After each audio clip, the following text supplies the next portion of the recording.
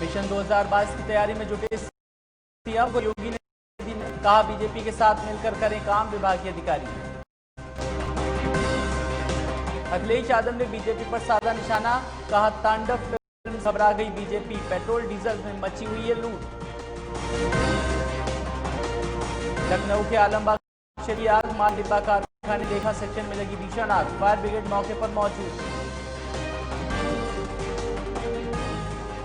बलरामपुर में अवैध असलाह फैक्ट्री का भांडाफोड़, भारी मात्रा में अवैध असलहे और उपकरण बरामद, पुलिस ने एक अभियुक्त को किया गिरफ्तार।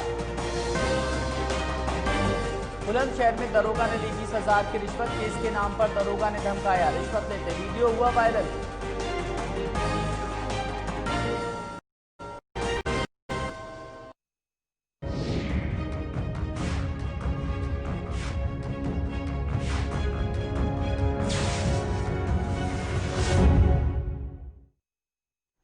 नमस्कार, मैं हूं आपके साथ आलोक। बिजनौर के गंगा खादर क्षेत्र में जमीन के विवाद को लेकर 5 लोगों ने 2 लोगों की गोली मारकर हत्या कर दी और इस दोहरे हत्याकांड से पुलिस महकमे में हड़कंप मच गया। बता दें कि शान और अजीज गंगा खादर क्षेत्र में खेती करने का काम करते थे। गंगा खादर क्षेत्र की जमीन को लेकर अजीज और शान का मुजफ्फरनगर के थाना पुरकाजी के बढ़िया बाला के रहने वाले बूटा सिंह, तरना प्रकाश, दिलबाग और मंजीत से जमीन को लेकर के एक पुरानी रंजिश चली आ रही थी। इस रंजिश को लेकर इन सभी लोगों ने गंगा खादर क्षेत्र पहुंचकर अजीज और शान की गोली मारकर हत्या कर दी।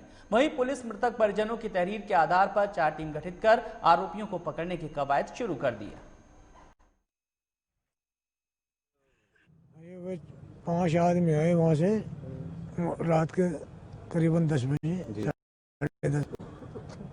तो बड़े मियाँ ने ताला लगा रखा था, किवाड़ बंद करके पड़ा था। उसे आवाज़ दी, उसने नहीं खोला। मेरा लड़का अलग झोपड़ी में पड़ा था, उसे वहाँ से लिया है। उसने किवाड़ खुलवाया, कहला हम उससे 2 बात करनी चाहते हैं। वह इतने में उन्होंने किवाड़ खुलवाते और कोई बात नहीं पूछी, उन्होंने खटकोली मार दी। लोग ये सर गेट खुलवा के आकर गोली मार दी। किन्होंने मारी? सरदारों ने। किस बात पर? बस जमीनी विवाद है। तो अब आप क्या चाहते हो? हम इंसाफ चाह जी, हमारा आगे भी घटना कर सकते हैं भाई। खेत पे ये तो है नहीं, गांव है कि कोई भी आकर मदद कर देगा। अकेला घर है वहाँ पे, कोई भी आ जा किसी भी टाइम, तो कभी भी आ सकता है कोई। के सुल्तानपुर गांव में खादर क्षेत्र में निर्जन क्षेत्र में अपने डेरे पर सो रहे शान मोहम्मद, जिनकी उम्र 25 वर्ष, और अजीज, जिनकी उम्र 80 वर्ष है। रात्रि में लगभग 10:30 बजे 5 बदमाश आए, इनको गोली मार दिया। मौके पर इनकी मृत्यु हो गई। घटनास्थल का निरीक्षण मेरे द्वारा स्थानीय पुलिस बल, एसपी सिटी, स्वाट सर्विलांस द्वारा घटनास्थल निरीक्षण किया जा चुका है। अजीज के बेटे सलीम के तहरीर के आधार पर 5 लोगों के खिलाफ नामजद FIR दर्ज है, जिसमें सरदार बूटा सिंह, उनके पिता तरना दाता जुड़ गए हैं बिजनौर से। मैं जमीन के विवाद में डबल मर्डर हुआ। फिलहाल इससे पहले भी लगातार पुरानी रंजिश बताई जा रही थी। फिलहाल क्या कुछ घटनाक्रम रहा, आपसे जानना चाहेंगे।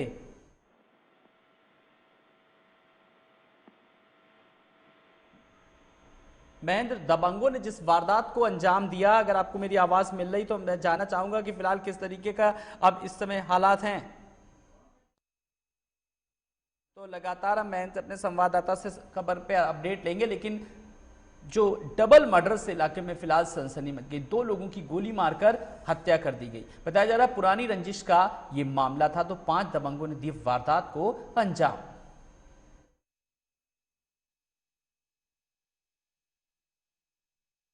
जमीनी विवाद में हुआ डबल मर्डर, तो पुराना विवाद बताया जा रहा है।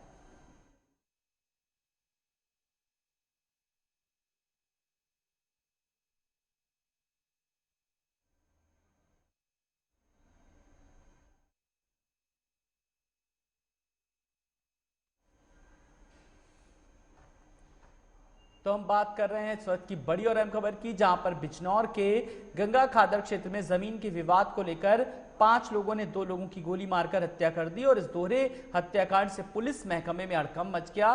शान और अजीज गंगा खादर क्षेत्र में खेती में काम करने थे और गंगा खादर क्षेत्र की जमीन को लेकर के ये विवाद हुआ। खबरों में आगे बढ़ेंगे। बुलंदशहर के थाना बीबी नगर क्षेत्र के गांव सटला में तैनात। एक दरोगा ने एक मुकदमे में जांच के नाम पर 20,000 की रिश्वत ली। पूरे मामले में जब एसएसपी से बात की गई तो एसएसपी संतोष कुमार सिंह ने बताया कि कुछ दिनों पहले प्रार्थया के ससुर नरेंद्र शर्मा के खिलाफ बिजली चोरी का मुकदमा दर्ज हुआ। बिजली चोरी के मुकदमे दर्ज होने के बाद प्रार्थया के ससुर ने अपनी लाइसेंसी हथियार के साथ अधिशासी अभियंता के साथ अभद्रता की और अभद्रता का वीडियो अधिशासी अभियंता ने पुलिस को कराया था। पुलिस ने वीडियो देखने के बाद प्रार्थया के ससुर नरेंद्र शर्मा के लाइसेंस के निस्तारीकरण की प्रक्रिया शुरू कर दी। इसी मामले के तहत दरोगा नरेंद्र शर्मा को नोटिस तामील कराने के लिए गए थे। पहले नजर में वीडियो में यह साफ प्रतीत नहीं हो रहा है दरोगा के द्वारा किसी भी तरह की कोई रिश्वत ली जा रही है, लेकिन फिर भी पूरे मामले की जांच एसपी सिटी को सौंप दी गई है। अगर दरोगा के खिलाफ किसी भी तरह के साक्ष्य मिलते हैं तो कठोरतम कार्रवाई की जाएगी।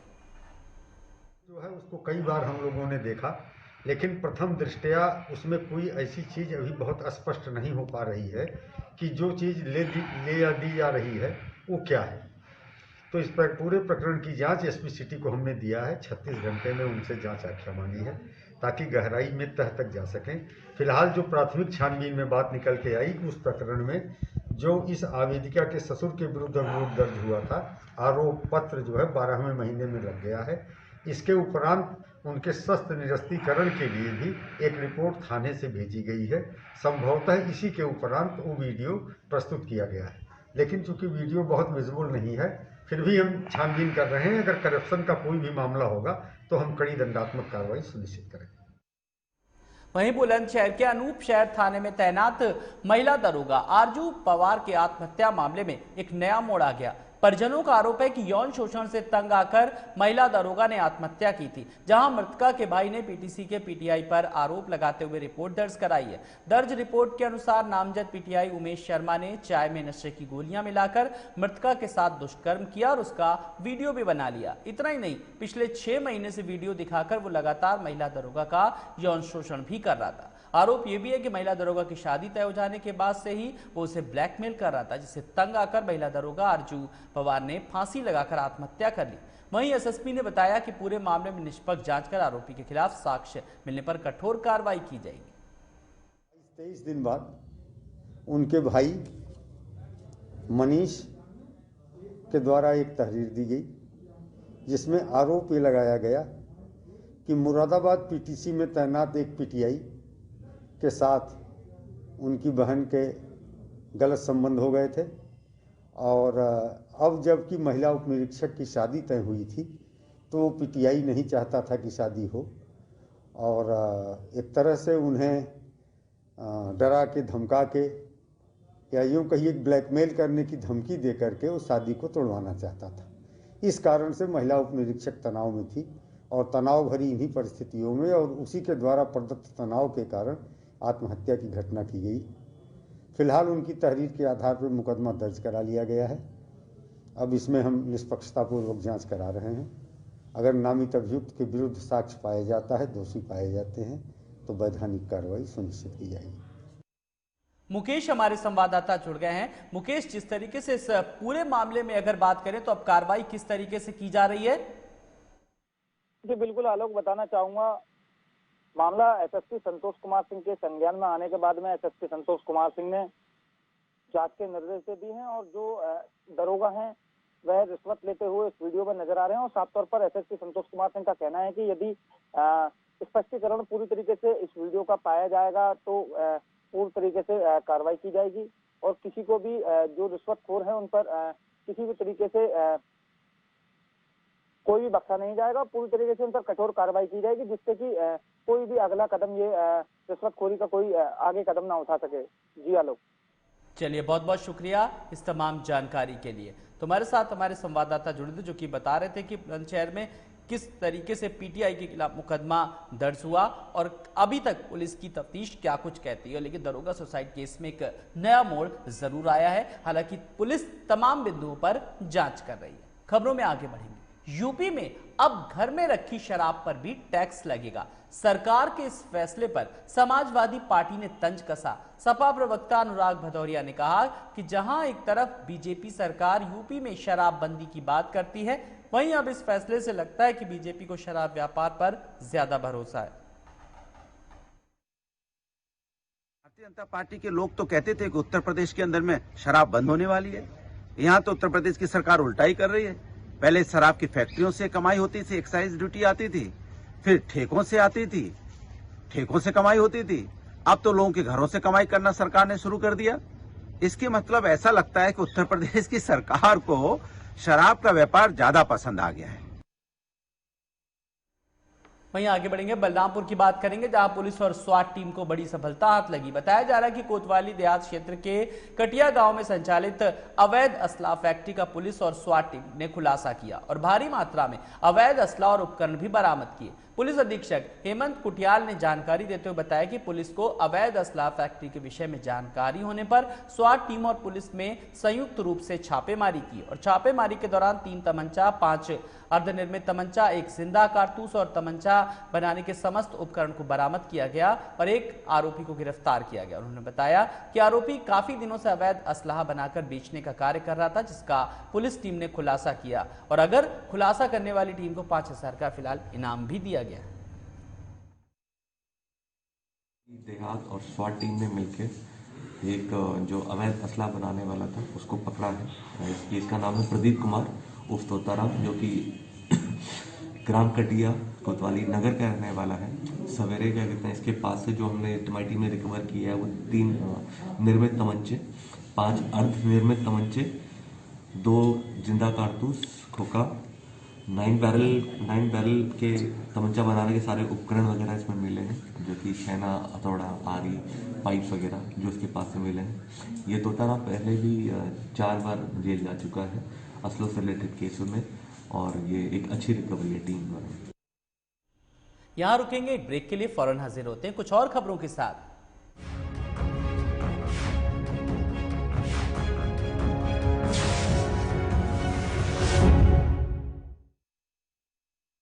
सब कुछ आजमाया और तब मैंने माना कि सिर्फ सच्ची सहेली ही है महिलाओं के उन मुश्किल दिनों की हर समस्या, जैसे कठिन दर्द, अनियमितता, खून की कमी, थकान व कमजोरी जैसी सभी प्रॉब्लम्स के लिए नंबर 1 औषधि एवं टॉनिक।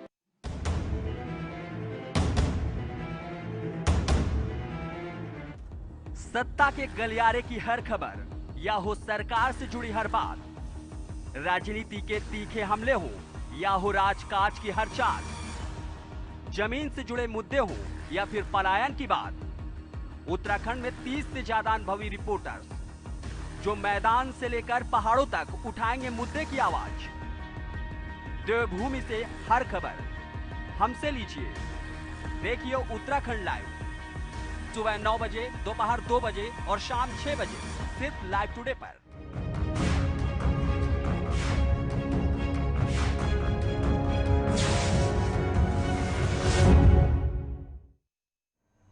खबरों में आगे बढ़े, जालौन से बड़ी खबर आ रही जहां पर शिक्षा के अधिकारों की उड़ाई जा रही हैं धज्जियां। ब्रिटिश हुकूमत की तर्ज पर बच्चों की पिटाई हुई है। टीचर ने की 11वीं के छात्र की जमकर पिटाई। अभिभावकों ने स्कूल के बाहर जमकर प्रदर्शन किया। आपको बता दें कि मितपा क्रिश्चियन स्कूल का ये मामला है। तो बड़ी खबर जालौन से, जहां पर शिक्षा के अधिकारों की साफ तौर पर जो है अवहेलना की जा रही है और ये बात इसीलिए शायद कही जा रही है कि टीचर ने 11वीं के छात्र की किस तरीके से पिटाई की। तो ब्रिटिश हुकूमत की तर्ज पर बच्चों की पिटाई का ये मामला सामने आया।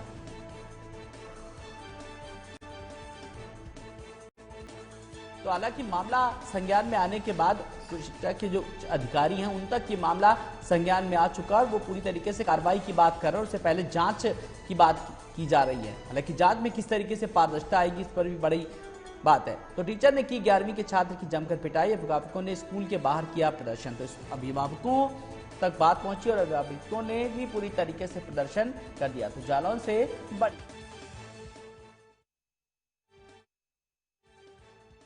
कौशिक हमारे साथ जुड़ गए। अनुज, जो पिटाई का मामला सामने आया है वो फिलहाल क्या कुछ मामला है सामने, अब तक टीचर का क्या कुछ कहना है अपनी सफाई में? देखिए आलोक जी, बिल्कुल बता दूं कि उड़ई के मितपा क्रिश्चियन स्कूल का पूरा मामला है, जिसमें अभी तक बता दें कि अध्यापकों का ये कहना है कि बच्चे शैतानी करते हैं। इसी को लेकर उनके साथ केवल उनके साथ मारपीट नहीं की गई थी, उन्हें डांटा गया था इसके अलावा अभिभावकों का ये कहना है कि बच्चों के साथ आए दिन मारपीट की जाती है और साथ ही यहाँ पर लगातार बच्चों के साथ प्रताड़ना की जाती है। यहाँ पर ब्रिटिश हुकूमत की तहत पर यहाँ बच्चों के साथ मारपीट की जा रही है और लगातार ये पहला मामला नहीं है, इससे पहले भी कई मामले इस स्कूल के आ चुके हैं, लेकिन प्रशासनिक अधिकारी कोई कार्रवाई नहीं कर रहे हैं। आज जब परिजन उस विद्यालय में पहुंचे शिकायत लेकर, तो वहां पर अभिभावकों के साथ अभद्रता की जाती है। अभिभावकों का कहना है कि इस स्कूल में बच्चों को डांट दिया जाए या उनको डर जो है आंखों में दिखाया जाए वो सही है, लेकिन बच्चों के साथ मारपीट नहीं करनी चाहिए, क्योंकि बाल अधिकार नियम जब से आया है उसमें स्पष्ट है कि बच्चों को किसी प्रकार का दंड देना उचित नहीं है। अगर कोई भी बच्चों को दंड देता है तो उसके खिलाफ कानूनी कार्रवाई भी प्रावधान में लाई जा सकती है। लेकिन यहाँ पर एक क्रिश्चियन स्कूल है, इसकी शिकायतें पिछली बार भी करार आई थी, तो प्रशासनिक अधिकारी यहाँ पर गए हुए थे। अधिकारियों ने यहाँ पर निर्देश दिए थे कि किसी प्रकार की बच्चों के साथ मारपीट न की जाए, लेकिन अब क्योंकि मामला बढ़ चुका है, आज अभिभावकों ने प्रदर्शन भी किया, क्योंकि परिजन उनके पहुंचे हुए थे। उन्होंने अध्यापकों से और उसके पुलिस प्रशासन से शिकायत की, लेकिन प्रशासनिक अधिकारी वहां पर मानने को तैयार नहीं है और बच्चों पर ही ब्लेम लगाने का तब ये जाकर आज प्रदर्शन किया गया है। अभी तक बता दें कि प्रशासनिक अधिकारियों के इस मामले संज्ञान में आ चुका है और प्रशासनिक अधिकारी जांच की बात कर रहे हैं। आलोक जी, चलिए, बहुत बहुत शुक्रिया अनुज इस तमाम जानकारी के लिए। तो प्रशासन लगातार अब कार्रवाई की बात कर रहा है, लेकिन जो मामला सामने आया पिटाई का, और उसमें लगातार स्कूल प्रबंधन भी कहीं ना कहीं बचाव करता नजर आ रहा है।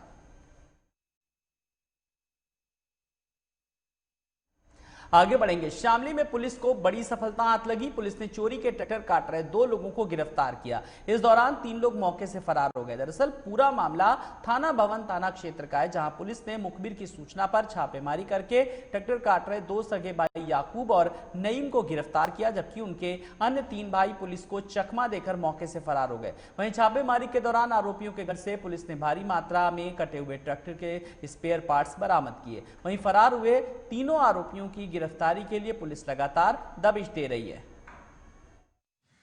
थाना भवन क्षेत्र के अस्पताल कॉलोनी से एक सूचना मिली थी कि कुछ व्यक्ति अवैध रूप से ट्रैक्टर को काटकर सामान को चोरी रूप बेच रहे हैं।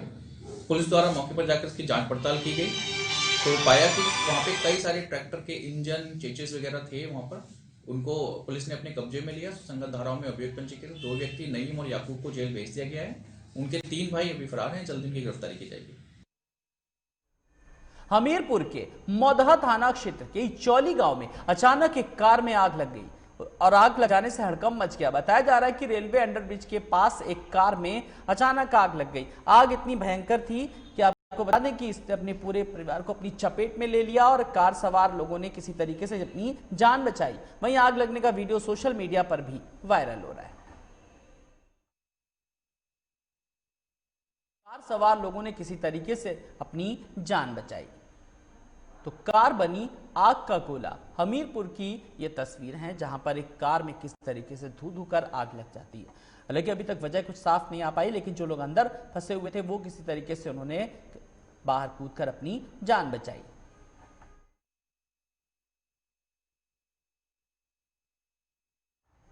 आगे बढ़ेंगे, एक बड़ी खबर की ओर रुख करेंगे। इलाहाबाद हाईकोर्ट का बड़ा फैसला, जहां पर वक्फ बोर्ड का कार्यकाल बढ़ाने का आदेश जो था उसको फिलहाल रद्द कर दिया है। तो 28 फरवरी से पहले चुनाव कराने का आदेश दिया। एडिशनल प्रिंसिपल सेक्रेटरी वक्फ कल्याण की निगरानी में चुनाव हुआ और 30 सितंबर को राज्यपाल ने बढ़ाया था वक्फ बोर्ड का कार्यकाल।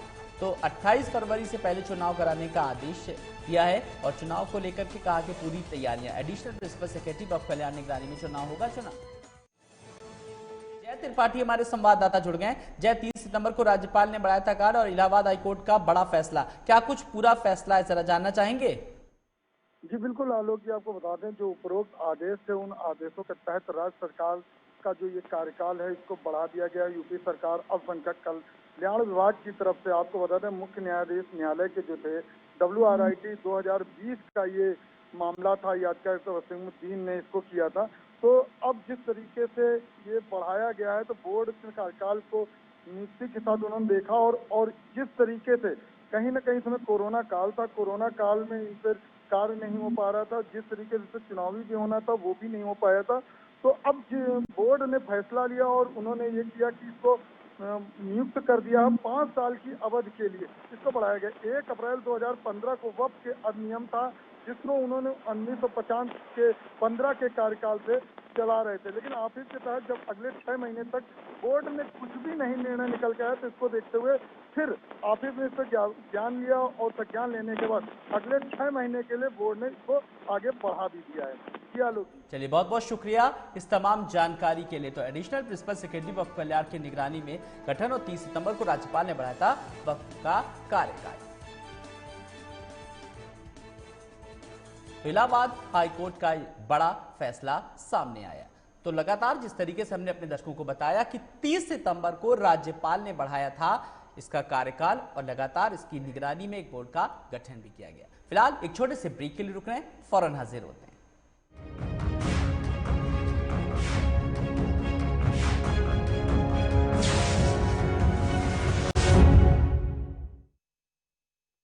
सब कुछ आजमाया और तब मैंने माना कि सिर्फ सच्ची सहेली ही है महिलाओं के उन मुश्किल दिनों की हर समस्या, जैसे कठिन दर्द, अनियमितता, खून की कमी, थकान व कमजोरी जैसी सभी प्रॉब्लम्स के लिए नंबर 1 औषधि एवं टॉनिक। बॉलीवुड की हर खबर, फिल्मी सितारों का सफर,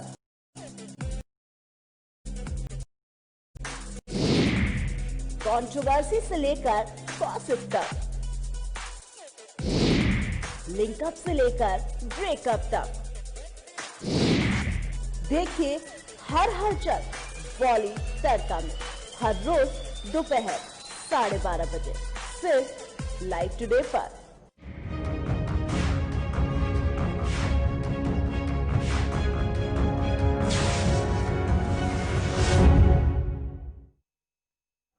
स्वागत है ब्रेक के बाद। जौनपुर के पमारा थाना क्षेत्र के एक तरफा प्यार में पागल होकर युवक ने विवाहित प्रेमिका के ससुराल में आकर खुद को गोली मार ली। बताया जा रहा है कि नरेचा गांव निवासी युवक एक युवती से एक तरफा प्यार करता था, जहां 3 साल पहले युवती की शादी पमारा थाना क्षेत्र में हुई थी, जिसके बाद प्रेमी युवक विवाहित प्रेमिका से मिलने की जिद करने लगा और जब विवाहिता ने मिलने से इनकार कर दिया तो पागल प्रेमी ने उसके ससुराल में पहुंचकर हंगामा करने लगा और उसी दौरान पागल प्रेमी ने अपनी लाइसेंसी रिवॉल्वर से अपने सीने में गोली मार ली। मौके पर पहुंची पुलिस ने खून से लथपथ प्रेमी को अस्पताल में भर्ती कराया, जहां प्राथमिक उपचार के लिए उसे वाराणसी अस्पताल के लिए रेफर कर दिया गया। वहीं घटना के बाद घटनास्थल से लाइसेंसी रिवॉल्वर को पुलिस बरामद करते हुए मामले की जांच में जुटी है। 3:30 बजे एसओ पवारा को फोन द्वारा सूचना मिली कि ग्राम बोड़ेपुर में एक युवक ने गोली मार ली है। इस सूचना पर एसओ पवारा ग्राम बोड़ेपुर पहुंचते हैं। घायल युवक जो गौरव मिश्रा बनारस का रहने वाला है, घायल को सतेरिया सीएससी इलाज के लिए भेजा गया। वहां से डॉक्टरों द्वारा जिला अस्पताल रेफर कर दिया गया है। एक 26 साल का लड़का है, गौरव नाम बता रहे हैं इसका। इसके बाएं सीने में गोली लगी है। गोली जो है आर पार हो गई है। इसकी स्थिति काफी नाजुक है। इसको फर्स्ट एड करने के बाद हम लोग ने जिला अस्पताल जौनपुर से बेचू वाराणसी कार्डियोथोरेसिक सर्जरी के लिए रेफर किया। क्या कंडीशन क्या है इसका? सीरियस है। लेफ्ट साइड में चोट लगी है उसके, हार्ट भी लेफ्ट साइड में होता है, लंग्स है सारी, तो कंडीशन सीरियस है। पाकिस्तान की ओर से सीमा पर की गई सीज फायरिंग में सहारनपुर के लाल निशांत शर्मा शहीद हो गए। वो राजौरी सेक्टर में तैनात थे। शहीद का पार्थिव शरीर देर रात सहारनपुर में न्यू शारदा नगर स्थित उनके आवास पर पहुंचा। इस दौरान पुलिसकर्मी और अन्य लोग मौके पर मौजूद रहे। पार्थिव शरीर पहुंचते ही परिवार में कोहराम मच गया। उधर जवान की शहादत के बाद परिजनों को सांत्वना देने वालों का तांता लगा हुआ है। न्यू शारदा नगर निवासी नायक शेखान शर्मा 61 RR बटालियन में राजौरी सेक्टर जम्मू कश्मीर में तैनात थे। जनवरी 2021 को पाकिस्तान की ओर से किए गए सीज फायर के उल्लंघन के दौरान हुई गोलीबारी में निशांत बुरी तरीके से घायल हो गए, जिसके बाद उन्हें कमांड हॉस्पिटल उधमपुर लाया गया था, जहां इलाज के दौरान निशांत शहीद हो गए। शहीद सैनिक के घर पर सांत्वना देने वालों का तांता लगा हुआ है। बेटे की शहादत की खबर सुनते ही जवान की मां बेहोश हो गई। अन्य परिजनों का भी रो रो कर बुरा हाल है। वहीं बलरामपुर में गणतंत्र दिवस पर सुरक्षा की दृष्टि से जिला प्रशासन विशेष सतर्कता बरत रहा है, जहां अफसरों की अगुवाई में पुलिस टीम ने railway station, bus station, shopping mall और मंदिर परिसर में जांच अभियान चलाया। बता दें कि बलरामपुर भारत नेपाल की सीमा से सटा होने के कारण जिला संवेदनशील है और बीते दिनों आतंकी अबू यूसुफ के पकड़े जाने के बाद खुफिया विभाग और पुलिस टीम पूरी मुस्तैदी से चप्पे चप्पे पर नजर बनाए हुए और बॉर्डर पर सशस्त्र सीमा बल और पुलिस की नियुक्ति टीम पूरी मुस्तैदी से जुटी हुई है, जहां आने वाले वाहनों और संदिग्ध लोगों की सघन तलाशी ली जा रही है। इंस्टॉलेशंस हैं जो महत्वपूर्ण स्थान हैं, बस स्टैंड, रेलवे स्टेशन, बाजार इत्यादि में ये चेकिंग की जा रही है। एएस चेक, इसके लिए डॉग स्क्वाड भी हमारी टीम है और एएस चेक टीम भी है। 26 जनवरी गणतंत्र दिवस को देखते हुए किसी भी प्रकार की विघटनकारी गतिविधि या आतंकवादी गतिविधि यहाँ ना हो सके, उसके लिए हम लोग पूरी तरीके से चौकन्ने हैं और उसी के लिए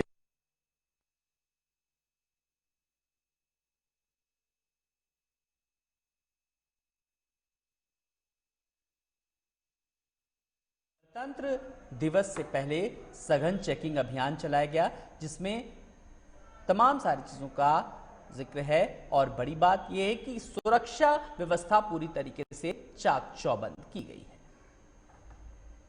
तो जगह जगह पर कमोबेश स्थिति यही है।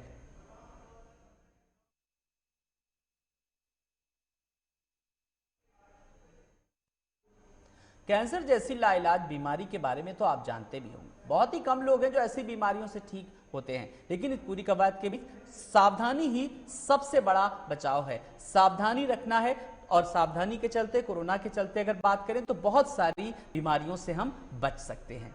इन्हीं खबरों के साथ इस बुलेटिन में इतना ही। नमस्कार।